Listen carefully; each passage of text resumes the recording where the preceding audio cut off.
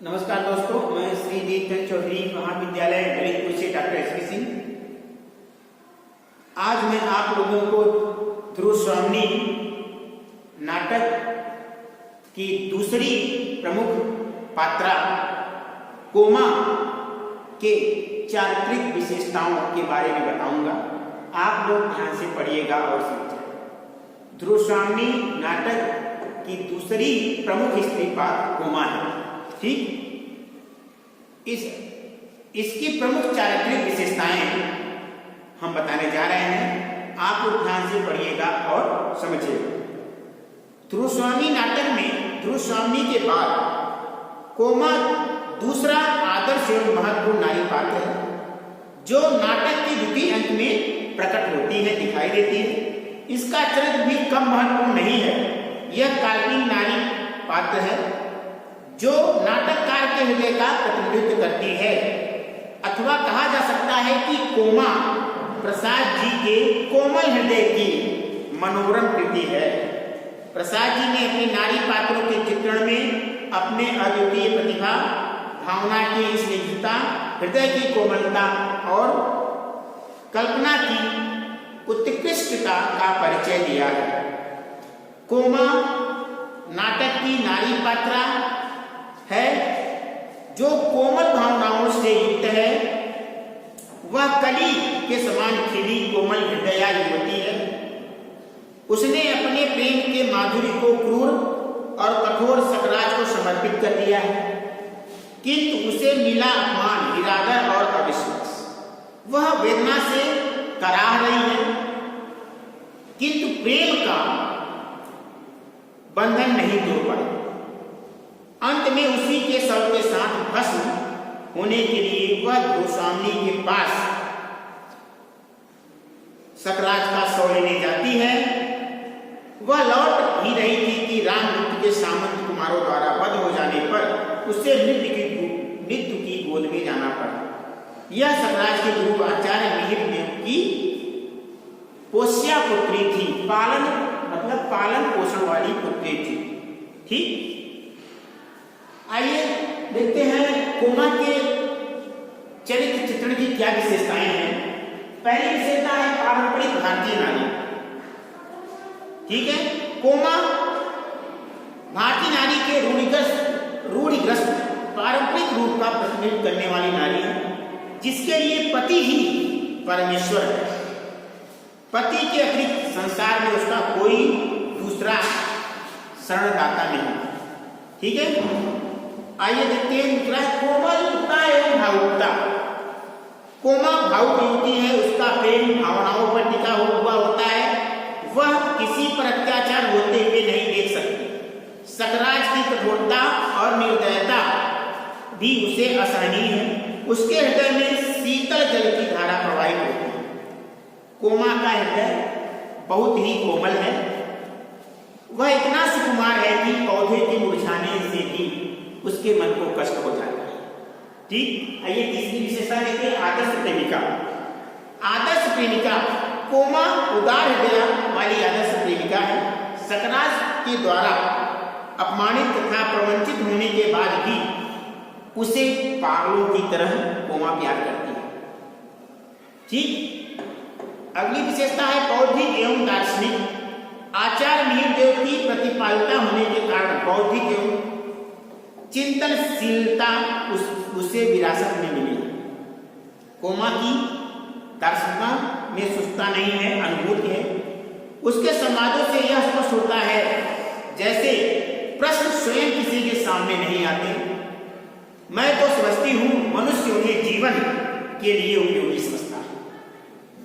ठीक, अगली विशेषता है हित चिंतन। कोमा के व्यवहार और कथनों से मानव मात्र के प्रति उसकी उदारता और भलाई के लक्षण दिखाई देते हैं। वह अन्य नारियों के प्रति भलाई का कार्य करती है। अपनी चिंता न करते हुए भी सकराज का विरोध करती है। राजनीति का प्रतिशोध एक नारी को कुचले बिना पूरी नहीं हो सकता। आज तुम एक स्त्री को अपने पति से अलग कराकर अपने गर्व की तृप्ति के लिए कैसा अनर्थ कर रहे हो।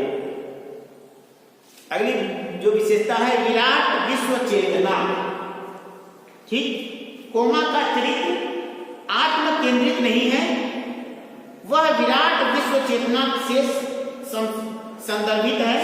संसार में फैले भीषण रक्तपात को देखकर वह कह उठती है सब जैसे रक्त के प्यासे।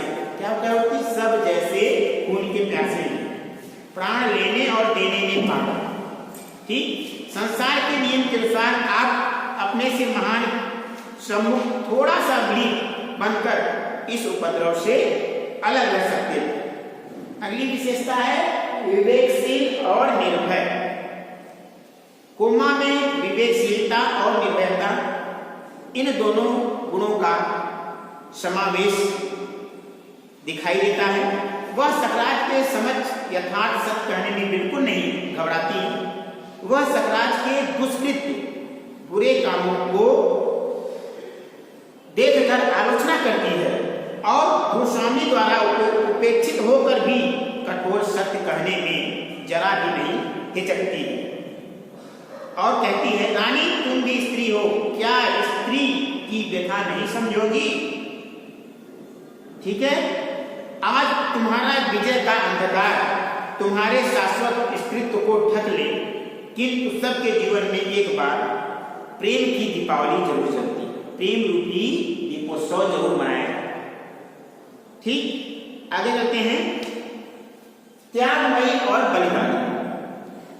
कोमा का चरित्र त्याग और बलिदान की गाथा है।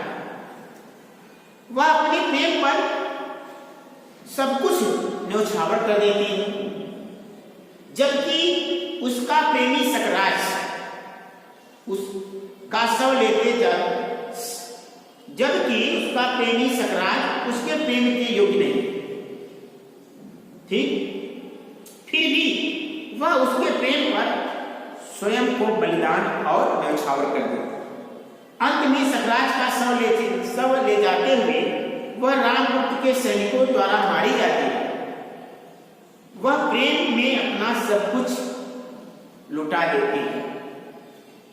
ठीक है, शांति प्रिया। कोमा एक शांति प्रिय नारी है। उसे अशांति और युद्ध से घृणा है।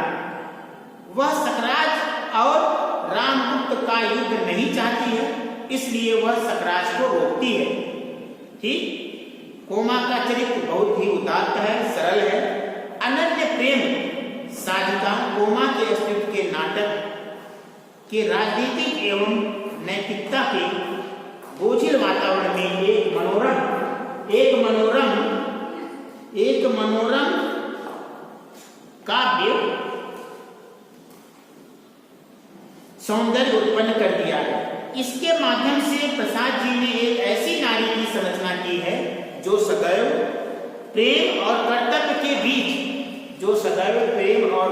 के बीच फंसी रहती है। निश्चल निस्वार्थ प्रेम की बलि देवी पर बलिदान हो जाता है।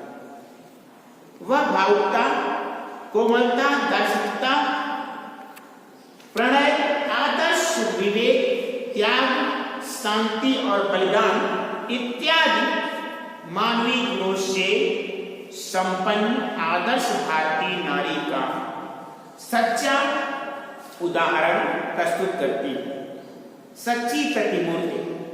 ठीक है बच्चों, समझ में आ गया? आज के इतना ही। उम्मीद करता हूं कि ध्रुवस्वामी नाटक के आधार पर ध्रुवस्वामी नाटक की दूसरी प्रमुख नारी पात्र कोमा के चरित्र की जो भी विशेषताएं हमने बताई वह आपको अच्छी तरह से समझ में आ गई होगी। बहुत बहुत धन्यवाद।